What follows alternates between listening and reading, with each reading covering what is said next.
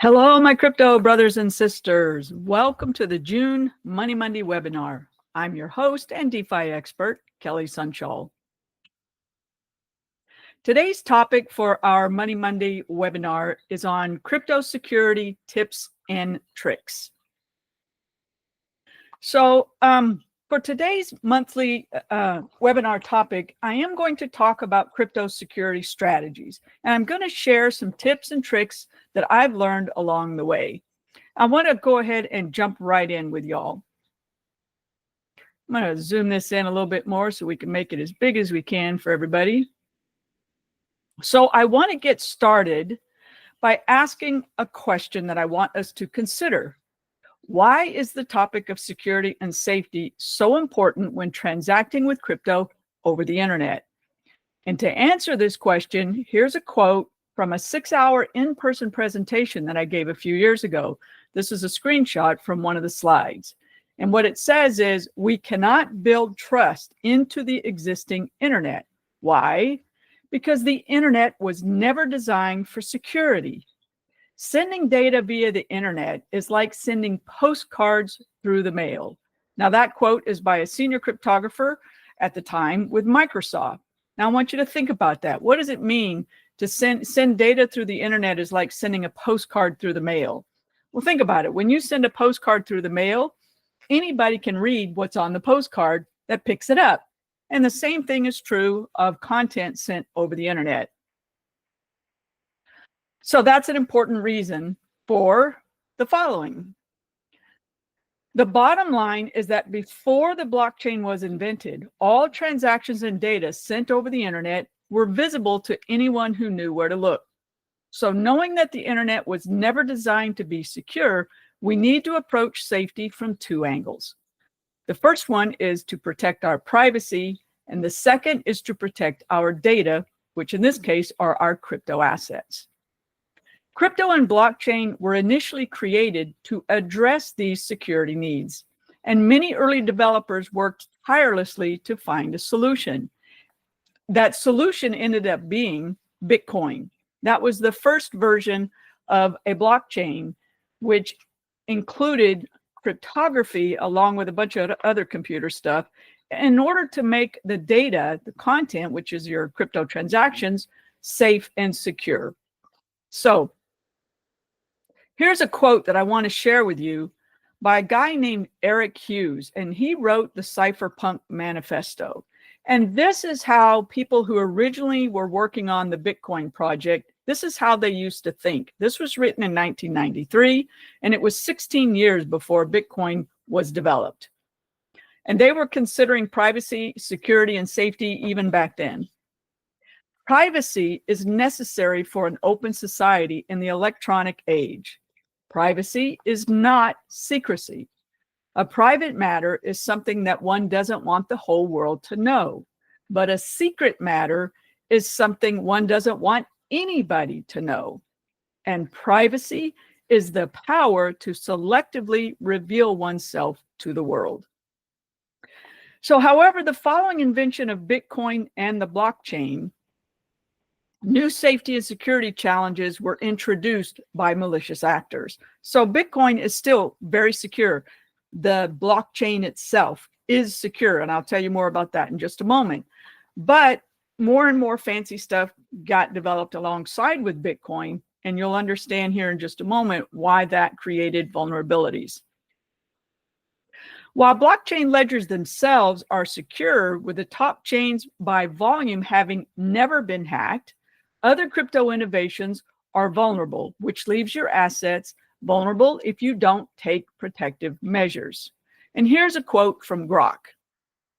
Vulnerabilities typically occur in external systems like exchanges, bridges, wallets, or smart contracts.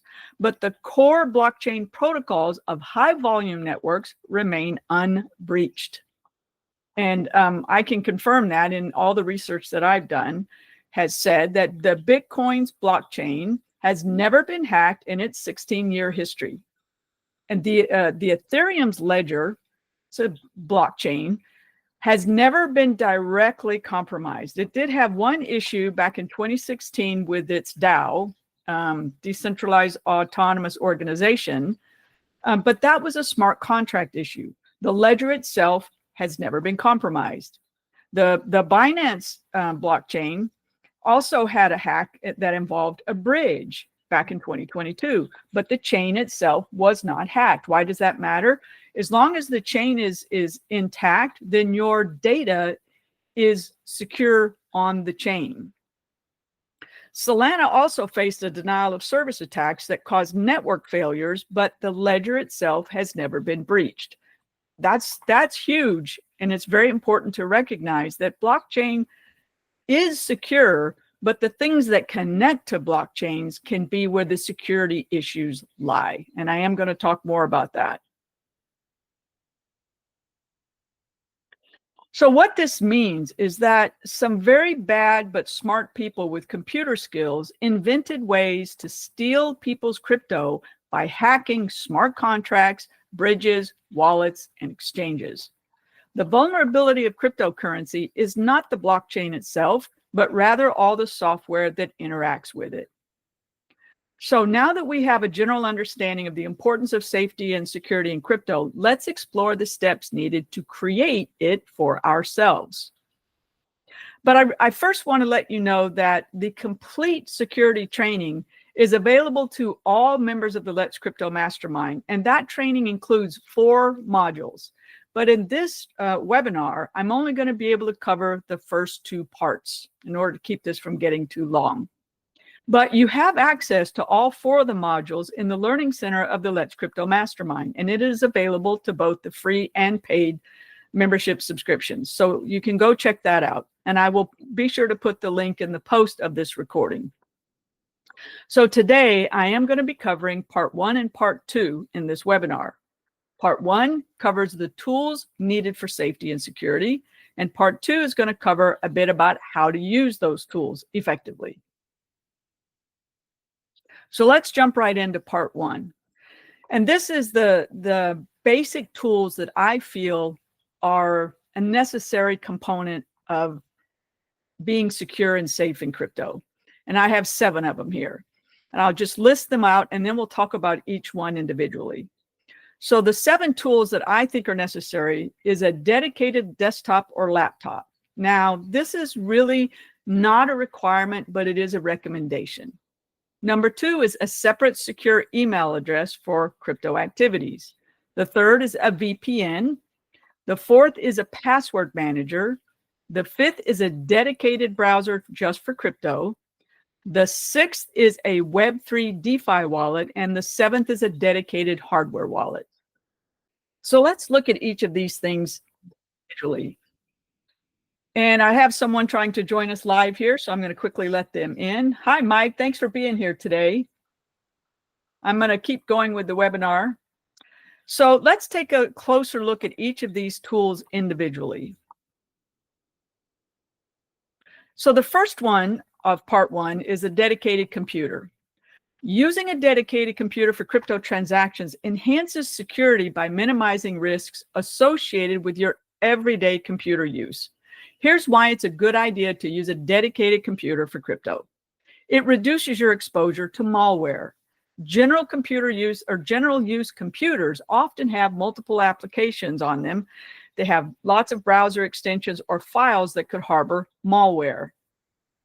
You also want to consider isolation from phishing risks. Browsing the internet or checking emails on a general use computer increases your exposure to phishing attacks, which are common in crypto scams, unfortunately.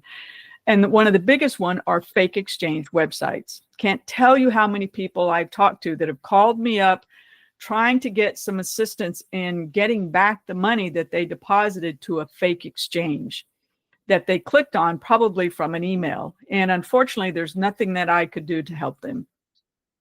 So a dedicated computer avoids some of these kinds of risks. The next thing to consider is a controlled software environment. What does that mean? A dedicated computer allows you to maintain a clean, updated operating system and only install verified crypto software, and those are usually things like wallets. So a tip that I'm going to share with you today is to consider using an inexpensive laptop for crypto. I personally bought a Microsoft Surface Pro that I use separately for crypto, but a less expensive model will work fine too. And I used to talk about using Chromebooks as a good idea, but I no longer recommend Chromebooks because they really only work with web-based software. So anything that you need to actually install onto a computer won't work. Let me make sure I've accepted everybody who's wanting to join here. Okay, let's go on to the next one. Part 1.2 is to use a separate email address for crypto. I highly recommend using a separate email address for your personal or business email accounts. Using a separate email address for crypto applications is a critical security practice that aligns with the principle of using a dedicated device for crypto. A separate email address for crypto will significantly reduce the attack surface of hackers because you won't use this email address as often as your regular email, and that will reduce your exposure to potential phishing attacks. And a pro tip I have for you here is I use and recommend ProtonMail as a secure crypto email for crypto applications due to its focus on privacy, security, and anonymity. And you can Google ProtonMail and you can see that it's easy to sign up. It's actually free. The email that I've been using with ProtonMail for many years now is I just use their free one and it works just fine. Okay, let's go on to the next one. Part 1.3 is to use a VPN. There are two reasons to use a VPN.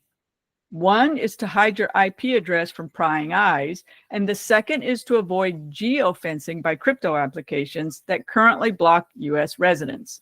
Now, I like and use NordVPN. There's many of them out there, and other people might like other VPNs, but I chose NordVPN because it's easy to use, it's fast and affordable. And I have had great success with using it, connecting to different servers around the world.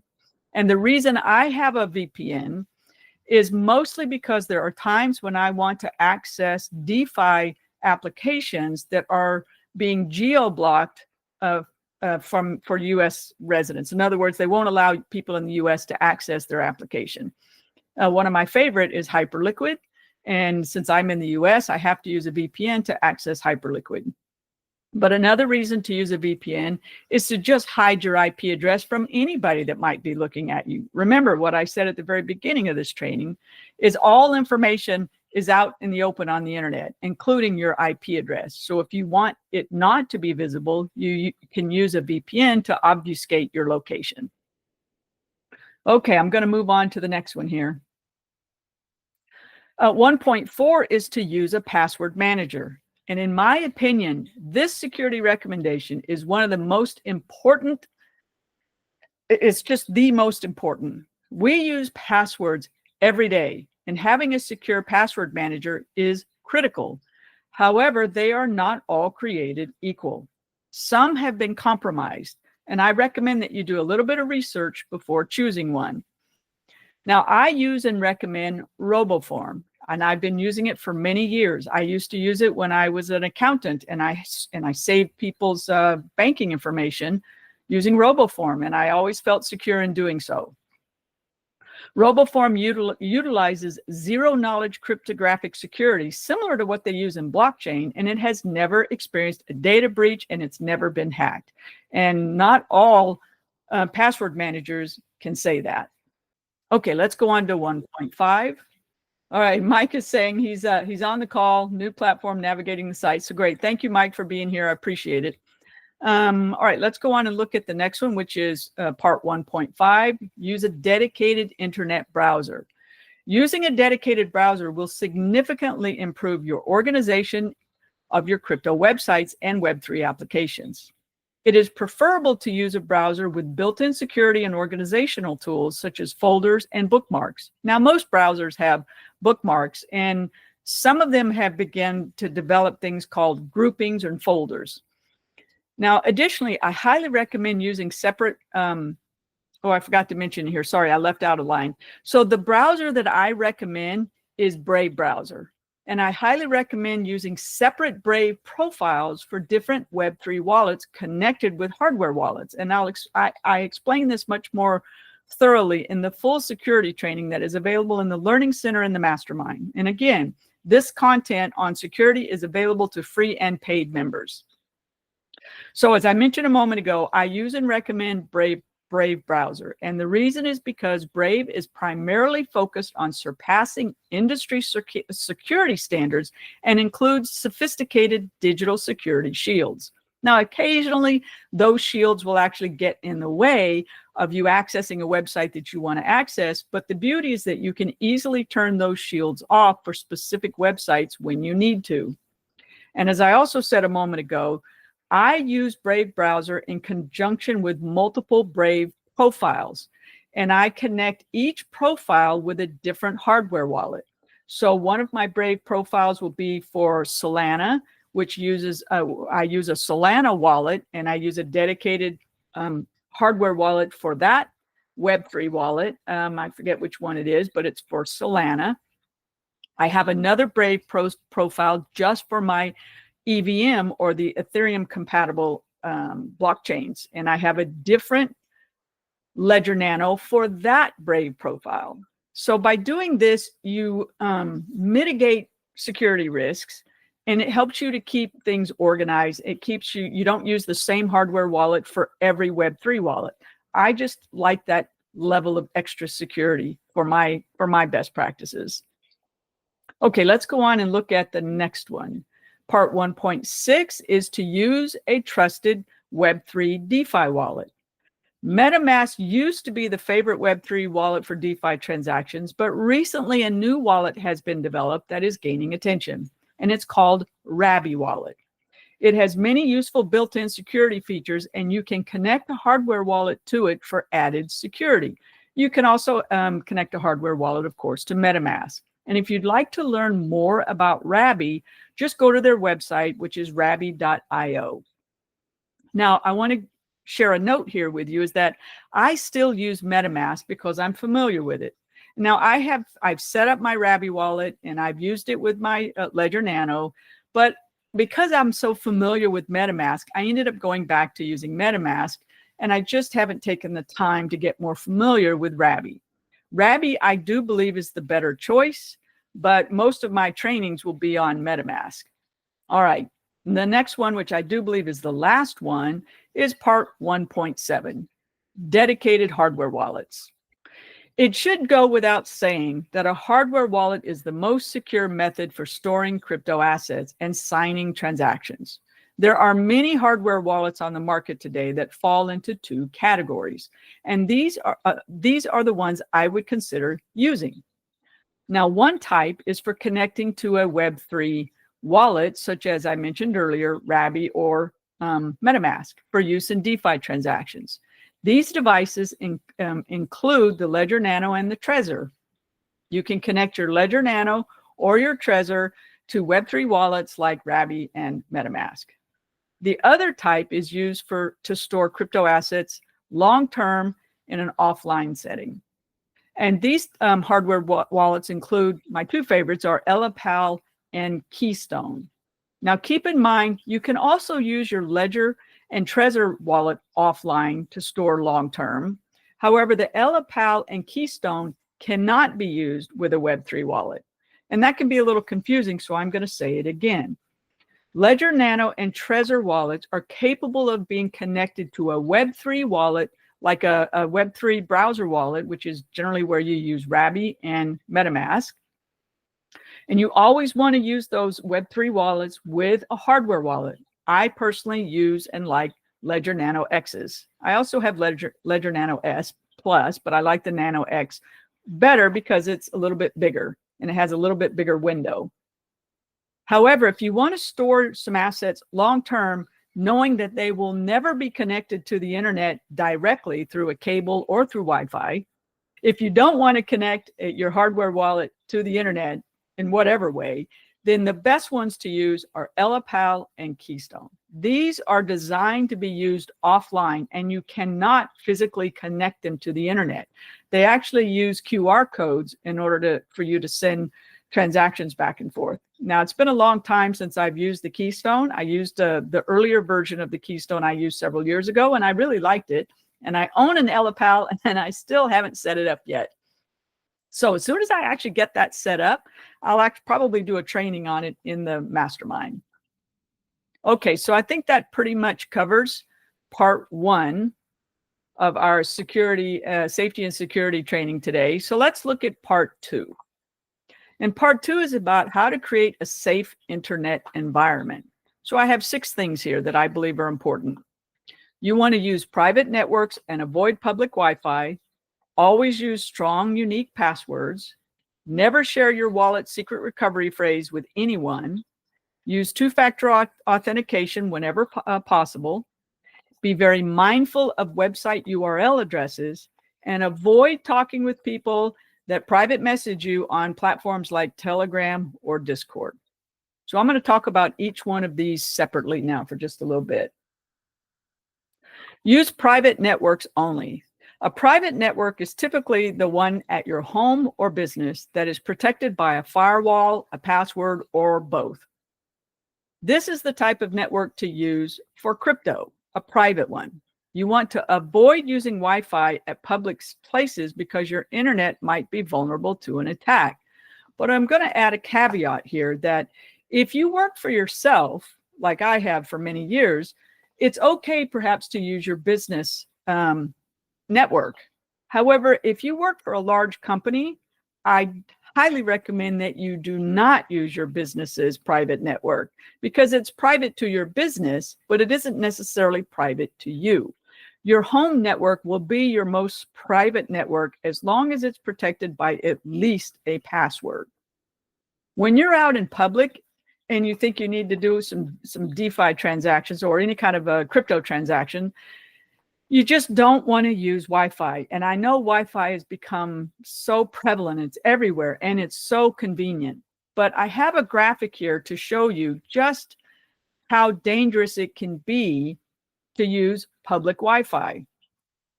Now, I have a list of the most common places to have Wi-Fi information compromised in public places.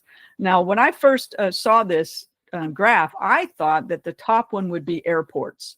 And according to, this was done, I believe, by Forbes, this research, the top one from their research isn't airports. That one was number 2. The top one was cafes and restaurants. And I think of coffee shops, number 1. How many people do you know love to go to a coffee shop with their laptop to do some work and not always be by themselves? Well, you really do not want to use a coffee shop or cafe's Wi-Fi to do any kind of a crypto transaction. Save that for when you get home. The second worst one, as I already mentioned, are airports. And, you know, you got to sit there for a long time waiting for your airplane. It's really tempting to use, you know, the Wi-Fi. I just would not recommend it. I don't think I would even do it with using a VPN. I just don't trust public Wi-Fi. You know, hackers are so creative these days. You don't know what new tools or techniques they've come up with to get around even your VPN in a public place, public Wi-Fi. The third most dangerous place is a hotel. Believe it or not, if you're using the Wi-Fi at your hotel that you have to stay in because you're traveling, that's not safe or secure. And it can be challenging to have to use, you know, you got to make a transaction, but you're at a hotel room. What are you going to do? Well, these days you can create a hotspot with your phone, your cell phone. That's probably the safest bet when you need to do a crypto transaction and you're not at your own private network. Consider using a hotspot on your cell phone. The fourth most common place is a fast food restaurant. So I assume that means like McDonald's and Burger King's. And equally dangerous are libraries. Library Wi-Fi, that doesn't even have a password. Most of them don't that I've been to. Public transportation is the next one, retail stores, then schools, and then traveling internationally. So keep in mind, please do not use a public Wi-Fi to make your crypto transactions. All right, let's go on to the next one. Oh, here's a tip that I shared. I actually use a hardwired fiber optic internet connection for security as well as speed. And I use Wi-Fi for crypto very sparingly, and I usually only do that at home on my own cell phone. And my Wi-Fi is protected by a password, so that helps. Obviously, it should be. Otherwise, there'd be no security in that. All right, the next one, part 2.2, is to always use strong passwords. Now, I know we all have password overload, and I've shared this information with my inner circle at the Let's Crypto Mastermind on our deep dive calls, but I felt like this was important to share with the greater community of Let's Crypto. Let's look at the graph below that shows the time it takes a hacker to brute force a password, and then you will understand clearly why it is so important to have complex passwords, not your birthday, not your spouse's name and birthday. You know, you really got to be careful of this. So let's look at this more thoroughly. I want to look at if you have an 8-digit password, 8 digits, and let's say in those 8 digits, you have only uppercase and lowercase letters. It would take a hacker literally in 2022, so this is 3 years later, they may even do it faster. In 2022, it would have taken them 2 minutes to hack your password. 2 minutes with uppercase and lowercase letters only. Now, what if you were to add some numbers in there? It still would only take them 7 minutes to crack an 8-digit password. Okay. What if we go to the next difficulty level? Everybody says you should also have some special characters in there. So we've got some upper and lowercase letters, we have a number, and we have a special character. Could be an exclamation point, a pound sign, something like that. If you've only got 8 digits to your password, it still would only take them at most 39 minutes to hack that password. Let that sink in. I cannot tell you how important it is to have better passwords. So let me show you what I consider to be the minimalist type of password you should have. It should be 12 characters minimum. I do between 12 and 16 characters. The minimum is 12 characters.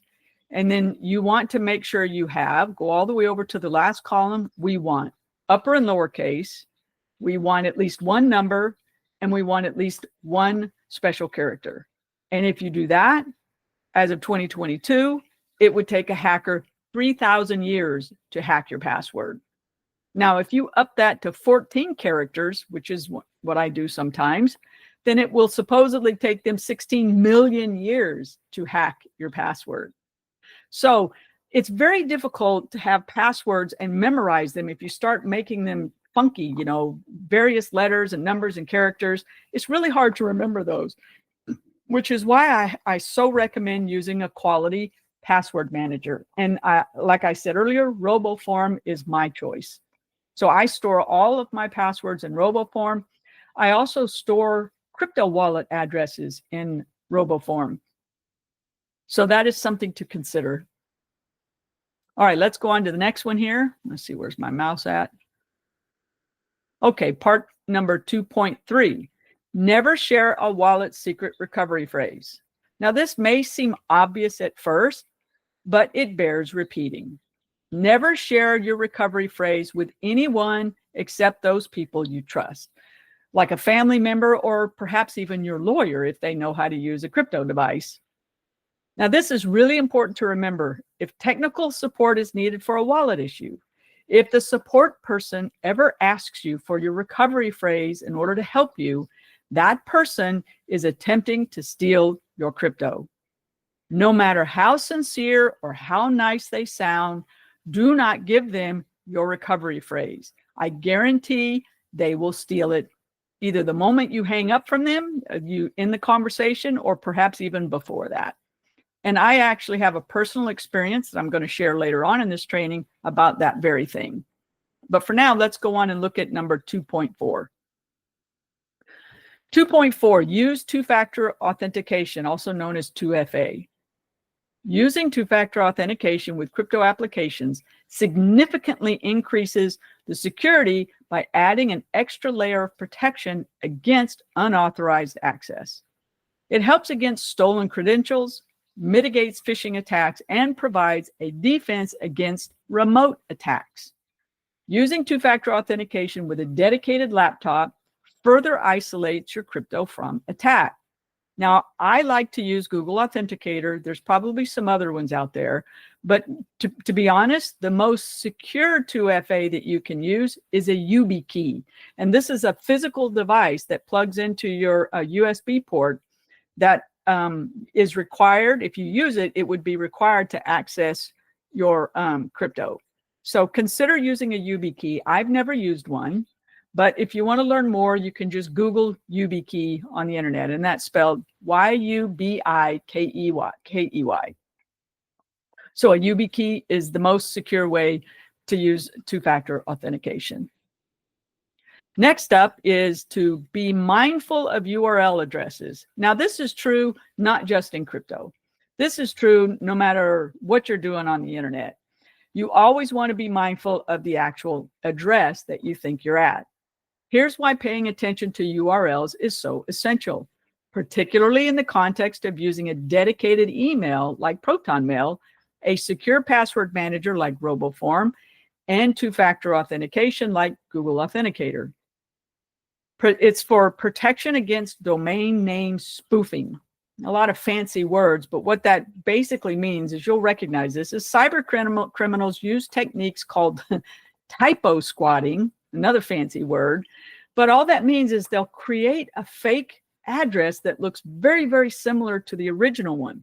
And I put an example up there that a typo squatting domain name spoofing domain name URL could be Coinbase, spelled COINBACE.com. And of course, the correct address would be spelled COINBASE.com. So you really want to look at these names very closely and make sure that the one that you're using is the correct one, because these spoofed domain names can look so close to the original that it can be very difficult to tell them apart. And this is why I recommend people use a dedicated browser, such as Brave browser, because you want to bookmark websites that you know are the legitimate websites. And then rather than going and searching Google or whatever for the domain that you're looking for, always use your bookmarks, because you've already verified it the first time. Okay, another reason to be mindful of URL addresses is SSL verification. Most legitimate crypto platforms or any other legitimate website will use HTTPS with a valid SSL certificate. Now that means that it is secure. So you want to always check for the HTTPS : / in front of that domain name.